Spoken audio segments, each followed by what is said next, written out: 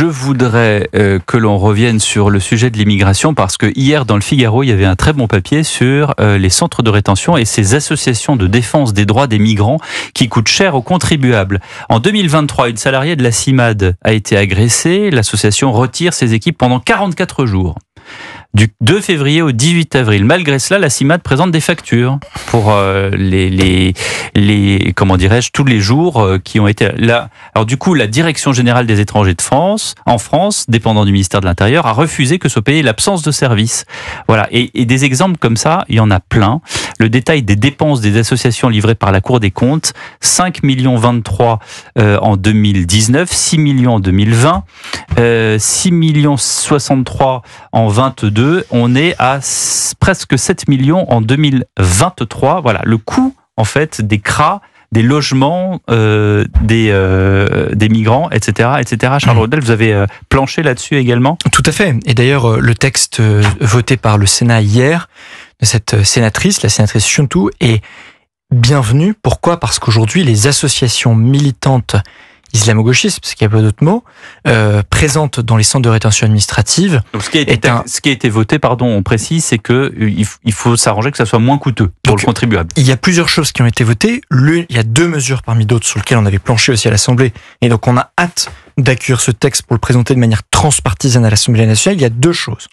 Aujourd'hui, les associations militantes sont présentes dans les centres de rétention administrative, et oui, elles sont présentes dans les centres de rétention, et elles sont censées apporter une aide juridique, mais la vérité de leur travail, c'est qu'elles déploient tout un arsenal législatif et juridique, pour empêcher l'expulsion de délinquants étrangers dangereux du territoire français. Donc elles donnent des tutos d'une certaine manière. Donc, 2 mesures qui ont été adoptées et qui sont bienvenues et que nous allons porter aussi à l'Assemblée nationale, c'est 1, les retirer des centres de rétention administrative et confier la mission juridique au service de l'État, notamment à l'OFII, l'Office français de l'immigration et de l'intégration, et de 2, c'est de réduire drastiquement le financement de ces associations, parce qu'il n'y a aucune raison qu'avec vos impôts et les miens, on finance le budget pour expulser ces délinquants étrangers dangereux. Je rappelle que ce sont des délinquants étrangers dangereux qui sont présents dans les CRA, mais que par nos mêmes impôts, nous finançons ces associations qui empêchent de les expulser. Gilles William. Alors, mais c'est un côté suicidaire, oui, d'accepter justement que ces associations immigrationnistes soient justement dans les centres en question. Ça va loin.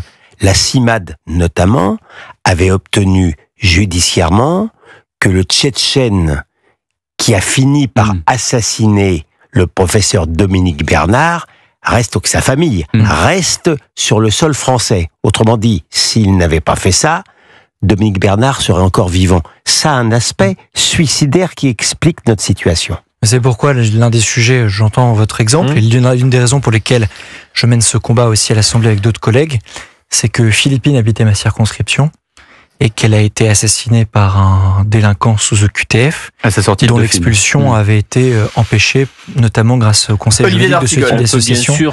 Donc on est loin du camp du bien lorsqu'on parle de ces associations. On peut bien sûr convoquer ce que vous rappelez, qui a défrayé à juste titre la chronique.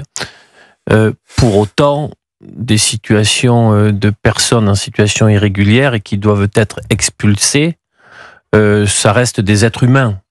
Et donc, c'est une faute de l'État que d'avoir délégué des missions qui doivent incomber à l'État pour dire, monsieur, madame, voilà vos droits, dans le cadre d'une expulsion qui doit être réalisée, qui d'ailleurs est souvent non réalisée parce que les pays d'accueil ne souhaitent pas le retour. Mais l'État doit donc reprendre les choses en main s'il y a des dysfonctionnements, parce que c'est ce qu'ils sont en train de faire là avec ces textes votés. Là, nous verrons. Là en plus, Monsieur Artigol, pour l'instant, c'est pas le cas. On est sur un exemple. Parce que l'État a beaucoup délégué en fait, ne s'est pas occupé.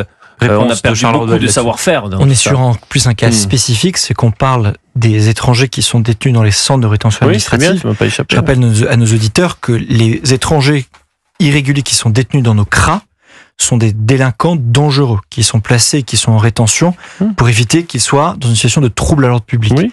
Et donc, la présence de ces associations était particulièrement grave, parce qu'on ne parle pas, comme vous le soulignez, d'étrangers en situation régulière, mais inoffensifs. On parle d'étrangers dangereux, délinquants en situation irrégulière.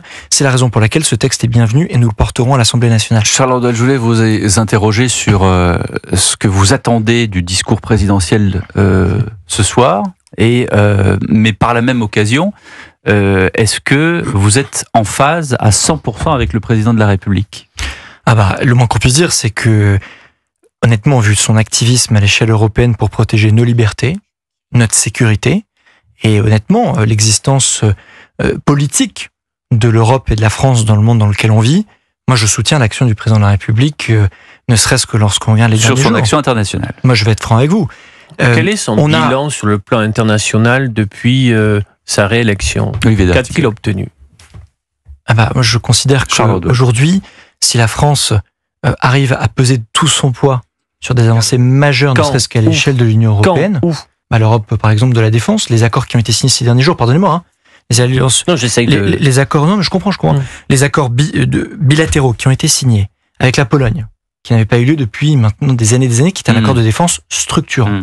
Le rapprochement avec l'Allemagne de Friedrich Merz. Le retour du Royaume-Uni sur la scène européenne qui était permise par les accords signés avec Emmanuel Macron. Et surtout, cette alliance et cette solidarité européenne dans le soutien apporté à Zelensky qui permet de déterminer une alternative européenne à l'offre qui avait été faite par Donald Trump. Moi, je suis fier de soutenir ce président. Je comprends qu'on soit pas d'accord avec lui.